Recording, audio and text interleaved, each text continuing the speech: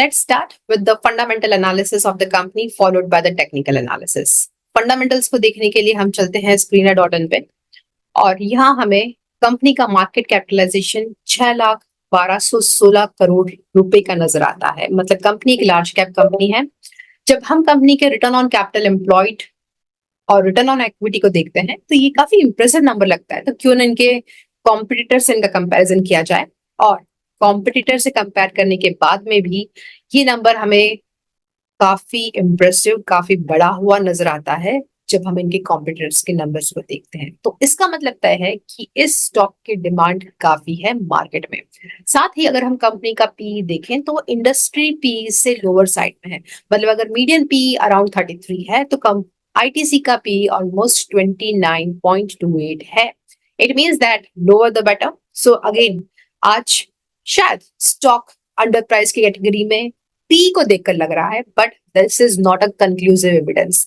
हमें और evidences gather करने हैं। हम चलते हैं कंपनी के प्रॉफिट एंड लॉस की तरफ। प्रॉफिट एंड लॉस स्टेटमेंट में कंपनी का सेल्स नंबर पॉजिटिवली ग्रो हो रहा है। कंपनी के ऑपरेटिंग प्रॉफिट देखें पॉजिटिवली ग्रो हो रहे हैं। कंपनी के operating profit margin around 34 to 37% के बीच में सेटल है। कंपनी का इंटरेस्ट ऑब्लिगेशन ऑलमोस्ट निग्लिजिबल है, जो बताता है कि कंपनी की फाइनेंशियल रिस्क काफी लेस है या निग्लिजिबल है। कंपनी का नेट प्रॉफिट हर साल ईयर ऑन ईयर बेसिस पे पॉजिटिवली ग्रो कर रहा है। साथ ही कंपनी का ईपीएस अगेन पॉजिटिव है और हर साल बढ़ रहा है। It means that share holders में ईपीएस कंपनी के स्टॉक की डिमांड ज्यादा है। कंपनी का डिविडेंड पे आउट देखें तो 100% डिविडेंड पे आउट कर रही है ये company. It means that company is a cash rich company. Company believes to pass value to the shareholders by passing on dividend at regular intervals. Not only this, company के अगर हम compounded profit growth को देखें तो almost 10 सालों में 9% ही हमें दिख रहे हैं। बट अगर कंपनी के रिटर्न ऑन इक्विटी को देखें वो हमने बात कर लिया है। कंपनी की बैलेंस शीट को हम देखें तो कंपनी की बैलेंस शीट के अंदर रिजर्व्स पॉजिटिवली एग्रेसिवली ग्रो हो रहे हैं। कंपनी की बोरोइंग्स ऑलमोस्ट निग्लिजिबल है। That is a good sign. Reserves का बढ़ना शेयर होल्डर्स को बताता है कि कंपनी कितनी कैश रिच है, कितनी प्रॉफिट रिच है। कंपनी के फिक्स एसेट्स पॉजिटिवली ग्रो कर रहे हैं। मींस कंपनी के एक्सपेंशन के प्लान्स, अपने प्रॉपर्टी प्लांट और इक्विपमेंट को समय समय के लेने के प्लान्स हमेशा चालू रहते हैं और इस तरह से फिक्स एसेट्स में इजाफा हो रहा है। कंपनी के इन्वेस्टमेंट्स पॉजिटिवली ग्रो कर रहे हैं, जिससे कंपनी को डिविडेंड इनकम, इंटरेस्ट इनकम वगैरह वगैरह टाइम टाइम पर मिलती रहती है। तो it shows that the company has a healthy balance sheet. When I look to the cash flow statement of the company, 3 major activities: operating, investing और financing. Operating activities के अंदर आप कैश फ्लोज पॉजिटिव देखेंगे। This shows that business से positive cash profit हर साल year on year basis पे generate हो रहा है। When we look to the investing activities of the company, it shows that there is a minus, मतलब cash outflow. That is a good sign because the company is investing at times. जब company के पास में पैसा होगा तभी तो company invest करेगी, and that's why it shows that company is very regular in purchasing investments. Company is regular in mindfully switching the investments. So company has sold the investments and also purchased the investment as and when required. When we look to the other aspect of cash flow statement, that is cash flow from financing activities, यहाँ पर एक minus का sign है, मतलब cash outflow हुआ है। और ये कैश आउटफ्लो किस कारण हुआ है? डिविडेंड पेमेंट के कारण, because company is very aggressive in paying dividend. हाँ, इन सब दर्शन मतलब इन सब चीजों को देखने के बाद में ये चीज तो काफी क्लियर है कि कंपनी एक कैश रिच कंपनी है और अपने कैश को बहुत इफेक्टिवली मैनेज करती है। कंपनी के इन्वेस्टर्स के बारे में बात की जाए तो एफआईआई डीआईएस का काफी कहें हम काफी इंटरेस्ट रहा है इस कंपनी के अंदर, एंड 40 to 45% के अराउंड एफआईआई और डीआई की शेयर होल्डिंग रही है। पब्लिक की होल्डिंग ऑलमोस्ट 13 to 15% के आसपास ऑन एन एवरेज रही है। So this is the fundamentals of the ITC, and this is very clear that when it comes to the profit, the company is making good, the company is creating good milestones when it comes to their sales number, that is revenue. When it comes to their net profits, again the company is very positive. अगर हम company के interest obligations को देखें तो almost negligible है। Interest obligation negligible है, मतलब ये बता रहा है कि कंपनी का डेट टू इक्विटी ऑलमोस्ट 0% है। मतलब कंपनी आज की तारीख में कोई भी फाइनेंशियल रिस्क बेयर नहीं कर रही है, कंपनी फाइनेंशियल रिस्क से बिल्कुल दूर है। एक ही यहाँ पर हमें लूप होल समझ में आ रहा है कि कंपनी का स्टॉक ऑलमोस्ट अपनी बुक वैल्यू से 7.90% ओवर ट्रेड कर रहा है, 7.90 टाइम्स ओवर ट्रेड कर रहा है। और इसलिए कहीं ना कहीं हमें समझना होगा कि आज इस स्टॉक से रिलेटेड क्या सप्लाई क्या डिमांड के पैटर्न बन रहे हैं using the technical analysis.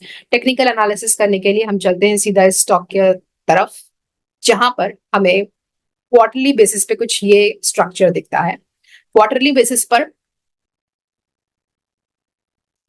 If we सी कि प्राइस अपने ऑल टाइम हाई से डाउन आ रही है, मतलब अराउंड इस लेवल से प्राइस डाउन आते आते कुछ इस तरह से आ रही है।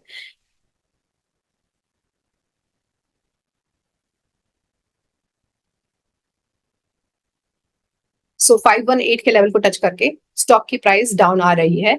इस क्वार्टर में तो एक रेड कैंडल बन गई है।